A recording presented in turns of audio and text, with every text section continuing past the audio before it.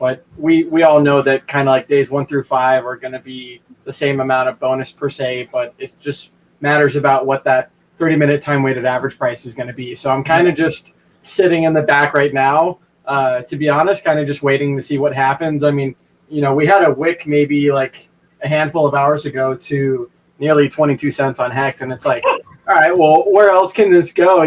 So definitely kind of slowly but surely, going to be averaging in some of the buys or some of the sacrifice. I think Brand, that's like the correct strategy. Just catch the pumps when you can, and then pretty much ape it in during those green dildos. Basically, I mean, that's kind of the move. Yeah, I mean, I haven't heard of anyone saying that they've gotten like really fucked by like the price going down on them. But I do expect at some point when the prices get if let's just say for something like between day 1 and 5, let's just say something like that, right? It apes up to like, I don't know. What's like a crazy number? I don't know. Let's just say what's a crazy number? 40 cents. Let's just say 40, 50 cents or something. It apes up that high or some shit, or nice 6 or something like that, right?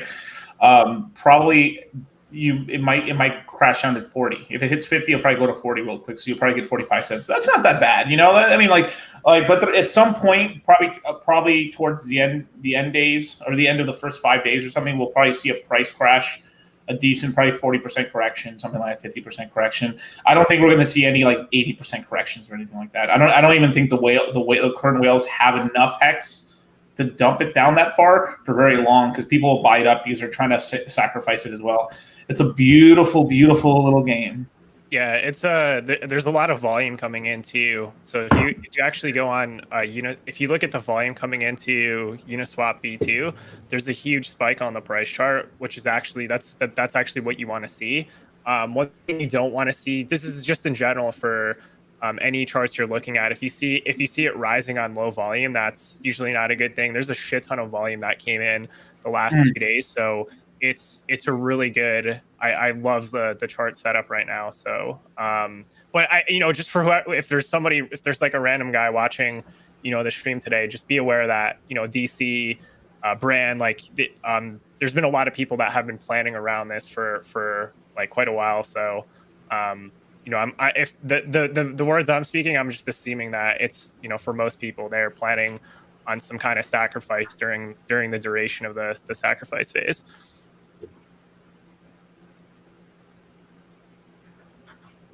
Yeah, looks like Kira is on mute for a second. Mics are cutting out. Yeah, you're on mute.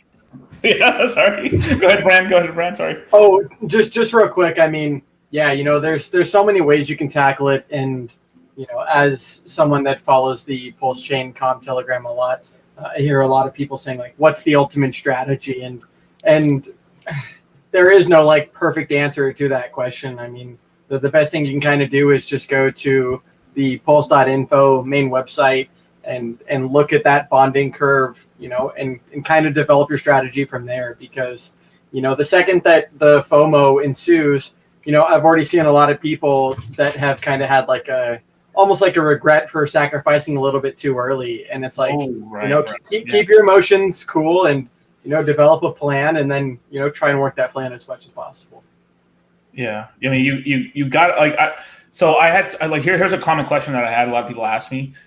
Miguel, let me, I'm gonna sacrifice the same amount of Hex like every day for the first 5 days or something at the same time. I mean, you can, but I would, you want to do it when it's best, basically. So it's this whole thing where like you really do have to pay attention. I mean, there was a whale or two that I saw.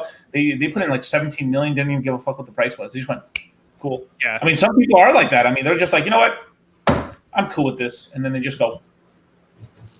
Yeah, I believe it. Okay, I'm done. Yeah, there's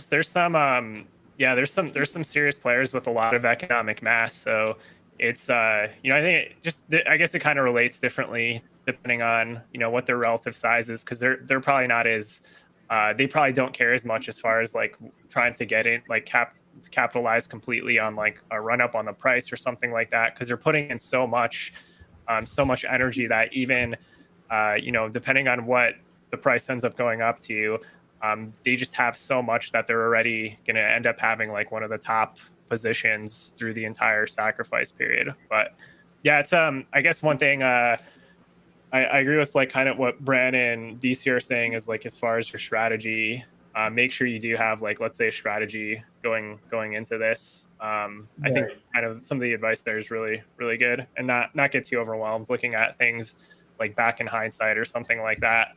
I think as long as there's like a plan in place, you'll be fine. Yeah, it's just having a plan. I mean, always remember, you guys always have that moon bag. Never sacrifice all. Like, all right, let's just say as an example, right? What's a good example? Let's just say someone has 100,000 hex total. That's their whole bag, right?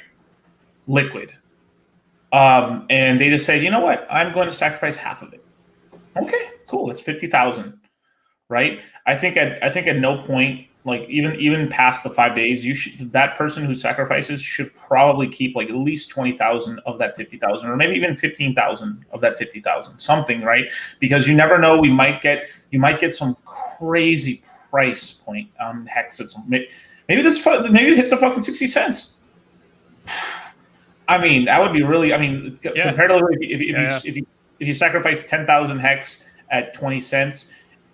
You sacrifice that same 10,000 at 60 cents, you're literally getting like it's like you sacrifice 30,000.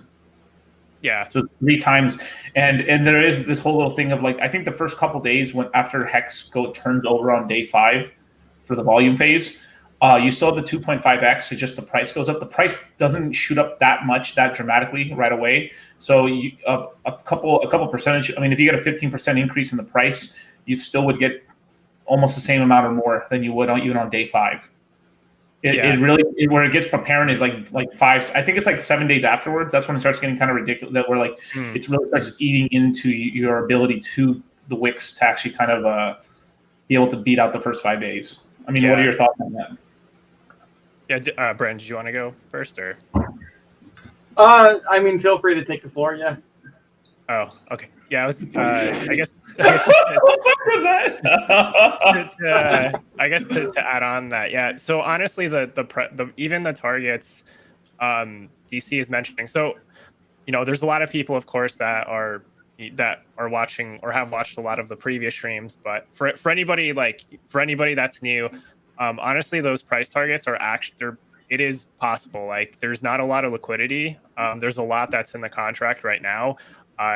Brand mentioned there's half a billion hex that's currently in that contract. So there's been a substantial. If you look at hex whale bots, you can actually see all the sacrifices that had taken place so far, which is really cool. It kind of gamifies the whole thing, which is awesome.